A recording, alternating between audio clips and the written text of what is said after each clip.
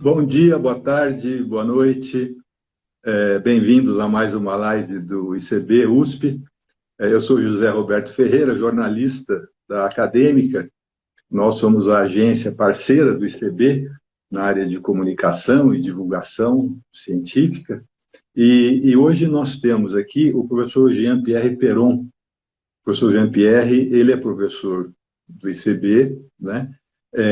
Professor do Departamento de Imunologia, e ele também é pesquisador associado da plataforma científica Pasteur USP. Então, o professor Jean-Pierre, ele estuda as interações entre o sistema nervoso central e o sistema imune, através da presença de receptores para neurotransmissores, como o glutamato NMDA. Ele também estuda os mecanismos celulares e moleculares envolvidos na patogênese da microcefalia, causada pelo vírus Zika. Ele usa modelos experimentais. E hoje o nosso assunto aqui, em função dessa especialidade do professor Jean-Pierre, são exatamente os efeitos do novo coronavírus no cérebro, né? Então, vamos já para os nossos assuntos aqui. Professor, bem inicialmente, né, o novo coronavírus, ou a Covid-19, ela esteve relacionada com os efeitos no sistema respiratório, né, das pessoas. E quando é que se ficou claro e que se começou a estudar os efeitos do vírus no cérebro, no sistema nervoso? Perfeito, José. Bom, antes de tudo, queria agradecer o convite de participar dessa live. Agradeço a você, a professora Patrícia Gama, o professor Taborda, pelo convite. Essa sua pergunta é fantástica, e se a gente voltar lá no tempo, em dezembro de 2019, quando iniciou a pandemia, José, já em março de 2020, começaram a aparecer, se não me engano, os primeiros reportes foram na Itália dos casos da perda de olfato e paladar, né? Que a gente chama de ageusia e anosmia, né? O que já nos trazia um indício de que poderia ter alguma coisa acontecendo em relação ao sistema nervoso. E em abril, em maio, se eu não me engano, foi publicado o primeiro trabalho pela JAMA Neurology, uma coorte significativa de pacientes, mostrando que os achados em relação ao impacto do sistema nervoso não ficavam restritos somente a essa restrição de olfato e paladar. Então, esse trabalho mostrou pacientes que tinham um espectro bem amplo de quadros neurológicos, que podiam variar de quadros de confusão mental, declínio cognitivo, confusão mental, né, como já falei, e também os casos mais graves, passando por encefalopatias, meningites e até mesmo os acidentes vasculares cerebrais, né? E, na verdade, era colocado, ainda apesar de que houve uma redução significativa, né, dos casos, o impacto mais grave sobre o sistema nervoso central. Então, isso, né, a gente percebe que desde lá, em 2020, no primeiro semestre de 2020, já se sabia do impacto no sistema nervoso central. O que veio mais novo, José, e que se tornou agora bastante notório, são os quadros psiquiátricos do que a gente chama da síndrome pós-Covid ou da Covid longa, né? Alguns indivíduos que, inclusive, são PCR positivo para o vírus, eles apresentam alguns quadros importantes, como quais? Então, alguns apresentam desmaios, há relatos de surtos de convulsões e epilepsia, mas o mais comum é o que a gente chama de brain fog, né? Ou de névoa cerebral, se é que dá para traduzir isso. São pacientes que eles sofrem de confusão mental e de uma perda de memória de curto prazo, né? Associados ou não à depressão e à fadiga crônica, né? Eu percebo que é um espectro bem amplo, né? Tá. Agora, esses sintomas, do ponto de vista neurológico ou psiquiátricos, eles decorrem também quando a pessoa tem problemas respiratórios ou outras implicações da Covid, ou eles podem ser sintomas isolados, independentes de outros? Ótima pergunta, José. Isso pode acontecer em casos isolados. Inclusive, lá no começo da pandemia, apareciam pacientes na clínica com quadros neurológicos, né? E não se cogitava a possibilidade de diagnóstico de SARS-CoV. Até que então começou a se testar todo mundo e perceberam que sim, vários indivíduos que tinham uma doença branda ou até mesmo assintomáticos poderiam ter quadros relacionados com o sistema nervoso central. Quer dizer, em oposição, todas as pessoas que têm um quadro mais grave do ponto de vista respiratório terá também algum tipo de consequência no cérebro? Bom, aí, essa é uma ótima pergunta também, porque daí são duas coisas, sabe, José? Porque quando a gente fala da doença grave, aí você tem dois quadros. Você tem o paciente que está internado sob acompanhamento, ou até mesmo o paciente entubado e pronado, né? Esse quadro de paciente mais grave é difícil avaliar os impactos no sistema nervoso se não for por uma técnica de imagem ou uma técnica laboratorial. Porque o paciente geralmente está acamado, está entubado, então fica difícil avaliar esses quadros, né? Então, geralmente, essas questões psiquiátricas são observadas nos pacientes de doença branda mesmo, né? Inclusive, como eu falei, em pacientes assintomáticos, tá? E só para relacionar um pouco mais sobre isso, né? E não existe um consenso ainda na literatura se o vírus de fato infecta e replica no sistema nervoso central, tá? Por que esse consenso ainda não existe? Porque há alguns case reports que conseguiram achar genoma viral no líquido cefalorraquidiano, por exemplo, enquanto outros não acharam, tá? Em relação ao tecido cerebral, alguns trabalhos de necrópsia, por exemplo, encontraram genoma viral nessas necrópias. Todavia, a gente não pode esquecer que o cérebro é uma região extremamente vascularizada, né? E é possível que essas partículas virais estejam, na verdade, na circulação do cérebro, né? Então, esse consenso ainda não existe. Agora, que a Covid-19 impacta o sistema nervoso central, isso, claro, já é muito, muito bem aceito. Essa questão, essa dubiedade, eu gostaria que a gente voltasse a falar um pouquinho ali na frente em função da sua pesquisa. Perfeito. Mas antes disso, para a gente ficar aqui ainda na questão dos sintomas, na Covid longa é praticamente certo que vão aparecer reflexos ou efeitos no sistema nervoso central, é isso? Na Covid longa, sem dúvida. Eu não sei precisar, José, a frequência em números, tá? Mas ontem mesmo e anteontem eu estava participando do LatBrain, que foi um evento da Latinoamérica em relação somente ao impacto no sistema nervoso central. A maioria dos palestrantes eram neurologistas. E eles falaram que sim, existe uma frequência bastante significativa de quadros psiquiátricos em pacientes com a Covid longa, tá? Inclusive, principalmente com esses quadros de perda de memória de curto prazo, declínio cognitivo significativo, tá? Mas que uma porcentagem também importante deles voltava depois ao normal no tempo, né? Certo. Professor, e do ponto de vista de terapêuticas, para resolver essa questão do ponto de vista do cérebro, são os mesmos fármacos, os mesmos medicamentos que são administrados para os quadros gerais da Covid, é isso? Ou tem uma medicação específica para as questões do cérebro? Isso também é uma pergunta interessante, José. Bom, o que se tem até agora, né, o tratamento dos pacientes com Covid-19, né, que estão evoluindo para uma doença grave, é o glicocorticoide e a heparina de baixo peso molecular, né? Então, para evitar a exacerbação da resposta imune, que a gente sabe que é a causa da gravidade da Covid-19, e a heparina para evitar, né, o efeito protrombótico que o SARS-CoV-2 tem, que inclusive era responsável por um número importante de acidentes vasculares cerebrais, né? Então, não há nada por agora que vai impedir o impacto da Covid-19 no sistema nervoso. O que eu tenho acompanhado na literatura, que alguns neurologistas têm sugerido, é um acompanhamento com medicamentos psiquiátricos.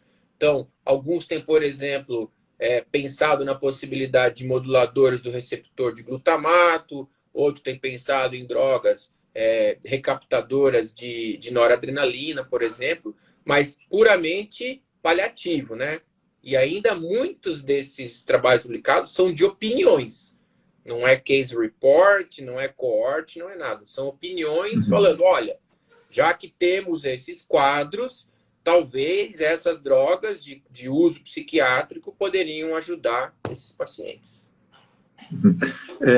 Como é que, se é que você tem um diagnóstico da interação, da troca de informações entre imunologistas, por exemplo, e o pessoal da área psiquiátrica, considerando essa estreita relação entre causa e efeito do vírus? Está havendo um diálogo? Se estabeleceu? Está havendo uma procura desse diálogo? Uhum. José, olha, o que eu posso falar é do que eu tenho participado, né? Eu acho que essa discussão é extremamente importante, porque, claro, o clínico está no front do acompanhamento, né, da atenção, e a gente ali no lado básico de entender os mecanismos.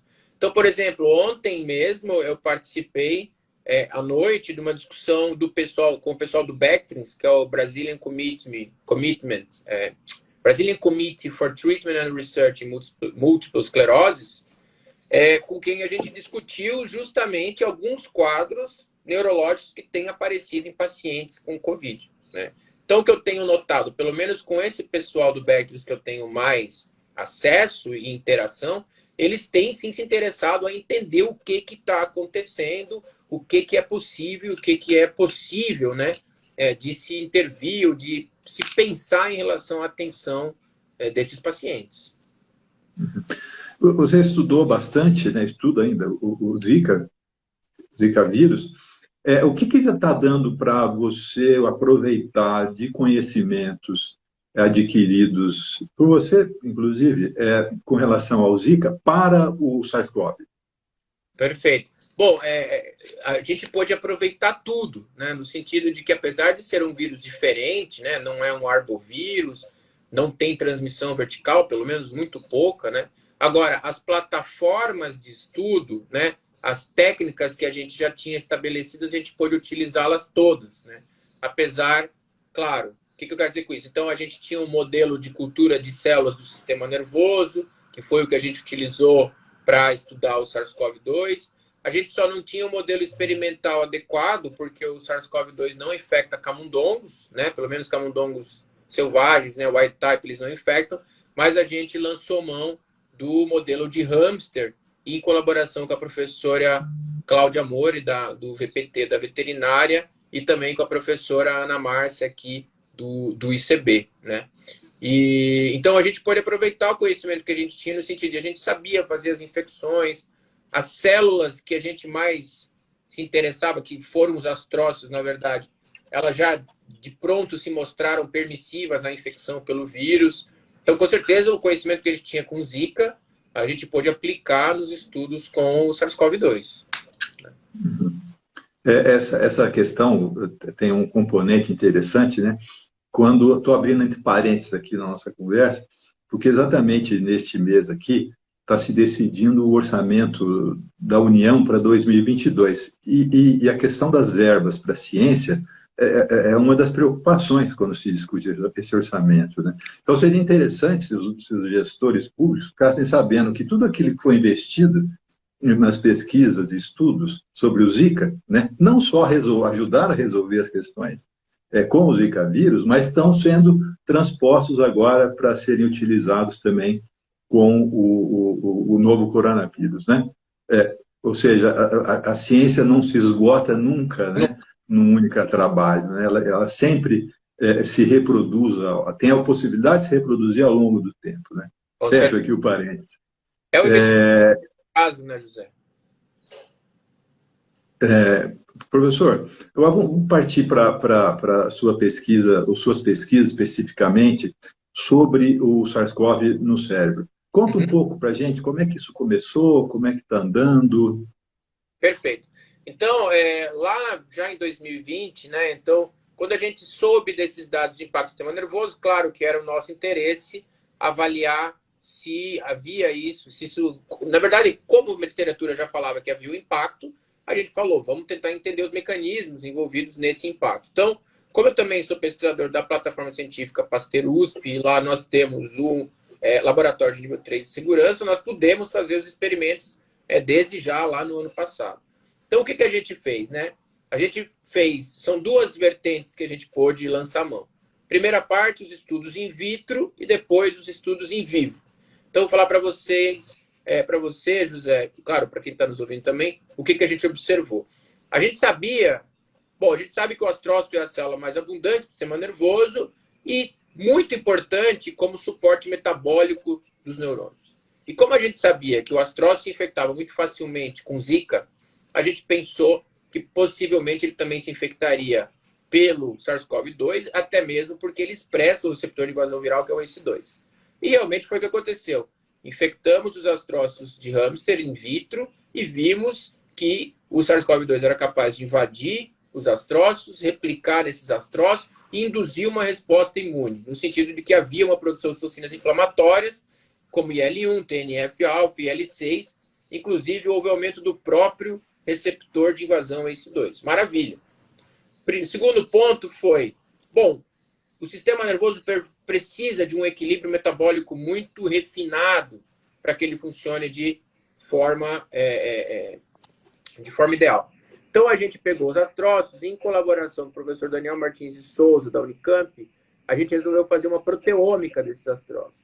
E o resultado veio muito legal. A gente observou uma alteração no perfil de proteínas do metabolismo, principalmente do metabolismo de glicose, que a gente chama de metabolismo de carbono, né? Então, o que a gente viu? Que havia uma alteração no perfil dessas proteínas e que isso nos chamava atenção. Para corroborar esses achados, a gente contou também com a colaboração do professor Pedro Vieira, também da Unicamp, com quem a gente realizou os experimentos de respirometria, né? Então, de consumo de oxigênio e de acidificação dos meios de cultura. E a gente já viu que havia uma hiperativação da célula astrocitária na presença do SARS-CoV. E faz todo sentido, José. Por quê? Porque o vírus precisa da célula. Então, o que ele faz? Ele ativa o metabolismo celular para a célula fazer coisas que interessam para ele, no caso, partículas virais. E aí, quando a gente foi avaliar os metabólitos que estavam ali presentes nessa cultura, a gente observou que a grande maioria dos metabólitos da via glicolítica e da via do ciclo do ácido tricarboxílico, do ciclo de Krebs, elas também estavam consumidas. E uma especificamente nos chamou atenção, que era a glutamina. José, no cérebro, o balanço entre glutamina e glutamato é extremamente importante para que os neurônios funcionem bem. Por quê? Porque o glutamato, ele faz parte de mais de 90% das nossas sinapses excitatórias, principalmente das sinapses de memória, já fazendo o link com a nossa ideia de declínio cognitivo, confusão mental. Então, a gente olhou e viu que havia uma redução significativa da glutamina, né? Havia um desbalanço entre glutamina e glutamato. Agora, o que é interessante perceber que o glutamato ele não serve só de neurotransmissor no sistema nervoso, ele também pode ser convertido em alfa-cetoglutarato e ser transferido para a mitocôndria para alimentar o ciclo do ácido tricarboxílico. Então, a gente observou isso. A gente falou, olha, isso aí está super ativado porque o vírus está utilizando essa maquinaria. E aí, a próxima pergunta a gente fez, mas será que isso é só uma questão energética mesmo? Então, aliás, a quem eu agradeço muito, esse projeto foi encabeçado por 2 alunos meus, a Lília de Oliveira e o Ian Ângelo, que são meus alunos de doutorado e mestrado, respectivamente. O que eles fizeram foi bloquear o uso da glutamina pelos astrócitos. Então, tem uma droga, você põe na cultura, ela bloqueia a utilização da glutamina, da glutaminólise, a gente fala. E o que a gente observou, José, é que o vírus replicava bem menos quando a glutamina era bloqueada, né? E além de haver uma redução da replicação do vírus, houve também uma redução da produção de citocinas inflamatórias. Obviamente, por quê? Porque a quantidade de citocina inflamatória produzida ela é diretamente proporcional à quantidade de vírus naquele tecido. Então, a gente mostrou in vitro que, aparentemente, o SARS-CoV, né, resumindo, infecta astrócitos de hamsters e altera o metabolismo desses astrócitos às custas de um consumo exagerado de glutamina. Quando eu bloqueio a glutamina, o vírus prolifera, replica menos. Legal. Só que isso é in vitro, né, José? Só para terminar, o que a gente foi fazer em vivo? Então, a gente infectou os animais intranasalmente, e aí, de novo, eu agradeço a professora Ana Márcia, a professora Denise Fonseca, a professora Regina Lima, foram fundamentais para a gente fazer esse experimento em vivo. Elas nos cederam as amostras de cérebro, e o que a gente observou? A gente observou, primeiro, que o vírus estava presente no bulbo olfatório, no córtex e no hipocampo dos hamsters. Infecção intranasal. Quando a gente foi avaliar citocinas inflamatórias nessas regiões, havia produção de citocinas inflamatórias nessas regiões, confirmando os dados in vitro. Aí, o que a gente precisou fazer para fechar foi a proteômica. Então, a gente contou de novo com o professor Daniel, ele fez a proteômica do hipocampo e do córtex, e o que a gente observou foi, de novo, uma alteração no perfil de proteínas do metabolismo de carbono. Então, fechando a historinha de que, de fato, pelo menos no modelo de hamster, parece haver uma alteração do metabolismo de astrócitos com consumo exagerado de glutamina e que a gente acredita impactar na função dos neurônios excitatórios glutamatérgicos.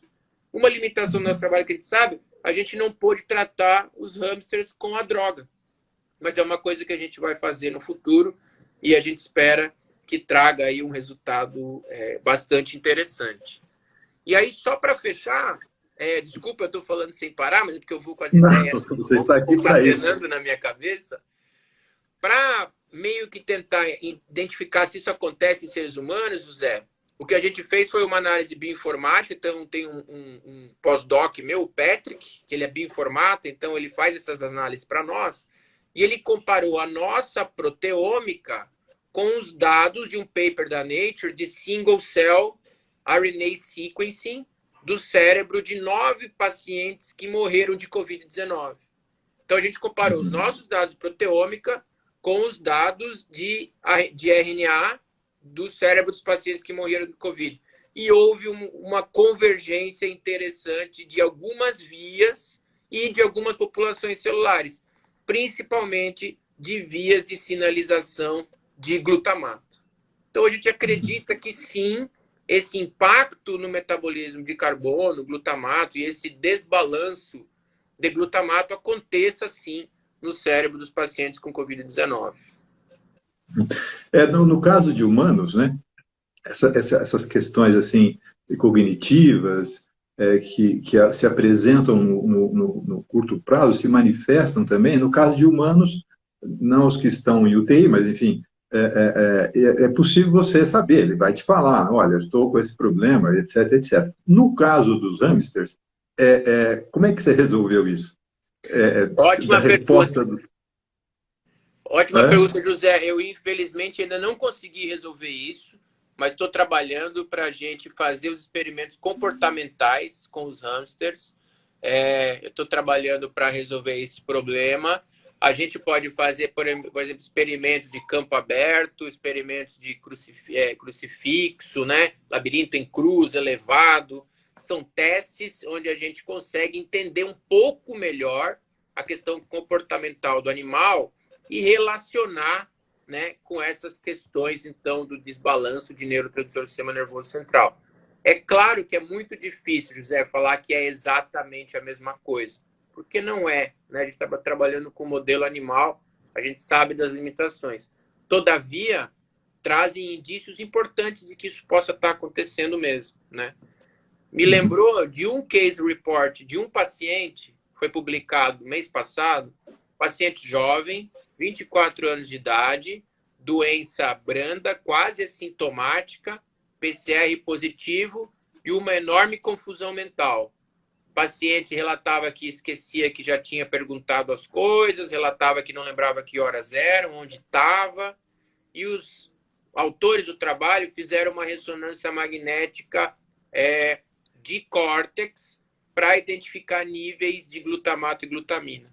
E eles viram que, de fato, havia uma redução desses aminoácidos desse neurotransmissor, né? E que 30 dias depois, quando o paciente voltou, né, melhorou desse quadro de declínio cognitivo, os níveis de glutamato e glutamina estavam também normalizados. Tá? Professor, a gente tem 4 minutos. Eu queria ver se a gente consegue, nesses 4 minutos, que você abordasse duas coisas. Uma, qual a sua avaliação do nível, acho que não sei se há condições já de medir impacto da pesquisa brasileira nas questões do coronavírus e da Covid.